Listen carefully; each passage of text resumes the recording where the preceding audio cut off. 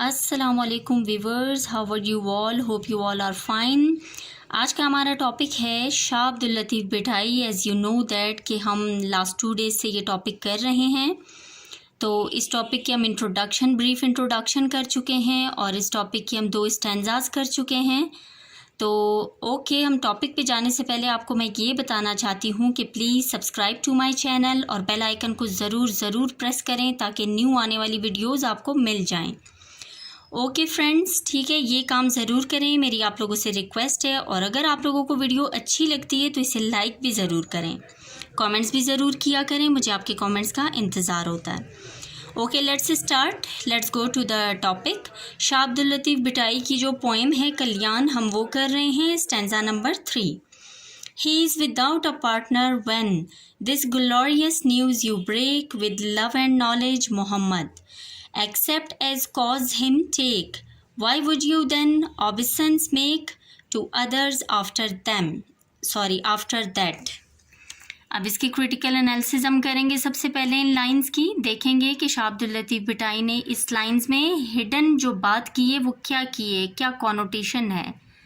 So let's start. He is without partner, knowledge is logic and wisdom. अब वो अल्लाह ताला को ही मुखातिब करके कह रहे हैं शाह अब्दुल लतीफ़ बिठाई कि वो विदाउट पार्टनर है एंड नो डाउट उनकी जो नॉलेज है वो लॉजिकल है, विजडम है उनके पास बिल्कुल, जो कि ज़ाहिर और बातिन को जानते हैं। You will also agree that God is only one. When you accept Allah, then you say that Muhammad, peace be upon him, is his messenger. जब हम अल्लाह की मोनोथिज़म को, वननेस को एक्सेप्ट करते हैं, सो वी आर श्योर कि मोहम्मद सल्लल्लाहु अलैहि वसल्लम जो हैं अल्लाह ताला के भेजे हुए मैसेंजर हैं। Once you accept this greatest faith, then why you give importance and both to others. अब वो ये बता रहे हैं इन लाइन्स की कॉनोटेशन में कि अगर आप इस वननेस को, इस ग्रेटनेस को, फेथ, अपना जो मतलब फेथ रखते हैं इस पे, तो दूसरों को आप क्यों इम्पोर्टेंस देते हैं, दूसरों की वर्शिप क्यों करते हैं, दूसरों को ताज़ीम क्यों करते हैं। Don't find your faith in other obeisance. अपने जो फेथ को है वो दूसरों के लिए मतलब आप ओबीडियंस मत शो ऑफ करें कि उनके सामने आप झुकें या उनकी ताज़ीम करें या किसी और चीज़ की वर्शिप करें। Now this is stanza number 4. Let's do it. From one many to being came, many but oneness is. Don't get confounded, reality is one, this truth don't miss. Commotion west display all this. I vow of loved one is. अब देखिए शाह अब्दुल लतीफ़ बिठाई खुद ही promise कर रहे हैं कि मैं only oneness के लव में हूँ। The last line is showing this thing. Let's do the critical analysis. देखते हैं कि कॉनोटेशन इसकी क्या है, अंडरलाइन मीनिंग क्या है। Two interpretation is depicted in these line. इन लाइंस में जो वर्सेस अभी हमने रीड की हैं इनके 2 इंटरप्रिटेशंस हैं। तो हम देखते हैं कि पहला इंटरप्रिटेशन क्या है एंड सेकंड क्या है। दो one who is only Allah, we all are exist because of him. Now this line is giving straightforward meaning, don't be perplexed. अब वो क्या बता रहे हैं, बिल्कुल स्ट्रेट फॉरवर्डली वो बात कर रहे हैं कि आप परप्लेक्स और कन्फ्यूजन में मत जाएं। जो कन्फ्यूज सिचुएशन है उसे आप पीछे छोड़ दें और आप आगे बढ़ते जाएं। जो एग्जिस्टेंस है अल्लाह की उस पर आप बिलीव करें, ठीक है। वो बिल्कुल ओपनली ये बात कर रहे हैं, इस चीज़ को इंटरप्रेट कर रहे हैं। This is the authentic line that His oneness is super and authentic. अब वो यही बता रहे हैं कि उनकी जो oneness है, मोनोथिज़म है, ये बहुत ज़्यादा authentic है, super है। He created all of us, so we are because of his glory and greatness. उन्होंने हर चीज़ को बनाया है, तख्लीक किया है, तो ये सब उनकी greatness है कि हम सब भी उनकी वजह से हैं। He has the power to create and collapse. As we know that no doubt is there, no skeptical eye, कि उनके पास ये पावर है अल्लाह के पास कि वो किसी चीज़ को क्रिएट करें and then collapse it. Now the second line is indicating the. अब सेकेंड लाइन की इंटरप्रिटेशन है, उसको हम देखेंगे कि वो क्या इंडिकेट कर रहा है। That many is indicating the existence of all prophets.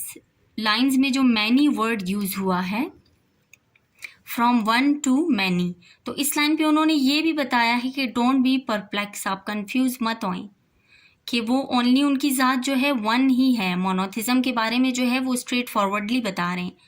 But यहाँ पे जो मैनी की बात हुई है, ये किस चीज़ की बात हुई है? This is about existence of profits, क्योंकि प्रॉफिट्स जो थे, एज वी नो दैट, कि वो मैनी थे। How many they were? 1,24,000 might be less और मोर अप्रॉक्सीमेटली। तो इसके लिए हम वर्ड यूज़ करेंगे अप्रॉक्सीमेटली, क्योंकि जिस चीज़ के बारे में हम श्योर नहीं होते हैं तो उसके लिए हम ये वर्ड यूज़ करते हैं। The other meaning is indicating the oneness of Allah, the strong interpretation given by Bhittai in these line. अब दोनों इंटरप्रिटेशन बहुत ही स्ट्रॉन्ग हैं जो कि शाह अब्दुल लतीफ़ भिटाई सूफ़ी पोइट ने दी हैं। एक oneness of Allah and the second is about many which is the profits. He is also saying that don't be perplexed if you get this truth. Don't miss it, just grab strongly the way of truth. अब वो ये भी बता रहे हैं कि आप इस चीज़ के साथ बिल्कुल भी कंफ्यूज ना हो। अगर आप इस चीज़ पे आपका ईमान है, इस चीज़ पे आपका फेथ है, आपको ट्रुथ को जान गए हो, इसकी राइटियसनेस को जान गए हो, सो grab strongly the path of Allah and display और एक्सपोज योर ऑल एक्साइटमेंट कैपेशियसली। और अपनी जो एक्साइटमेंट है, खुशी है अपनी, इसे कैपेशियसली बताएं। डोंट हाइड दिस, इसे कैपेशियसली आप बताएं।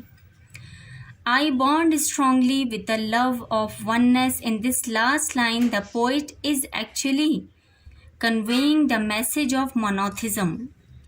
लास्ट लाइन में जो वो प्रॉमिस कर रहे हैं कि वननेस ऑफ गॉड के साथ, वननेस ऑफ अल्लाह के साथ, मोनोथिज्म के साथ उनकी बहुत स्ट्रॉन्ग जो है एक वो है, मतलब अंडरस्टैंडिंग है, उनके जो फेथ है बहुत ज़्यादा स्ट्रांगली इस पर है उनका belief.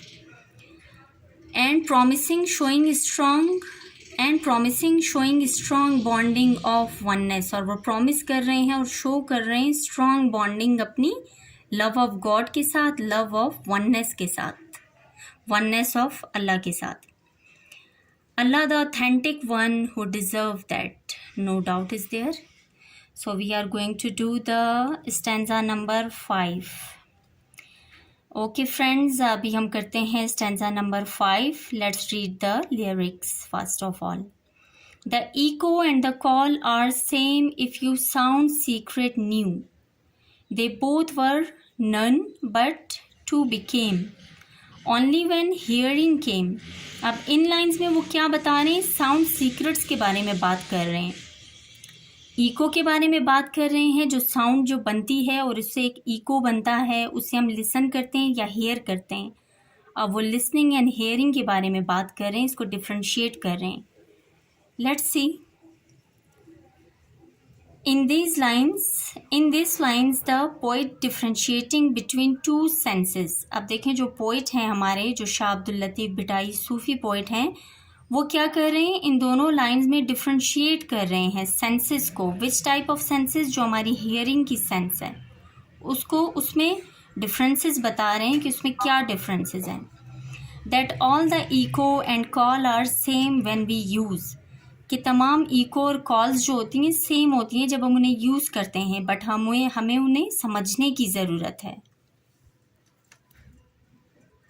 The sense of hearing, every religion has the same call but it became change for those who listen it carefully.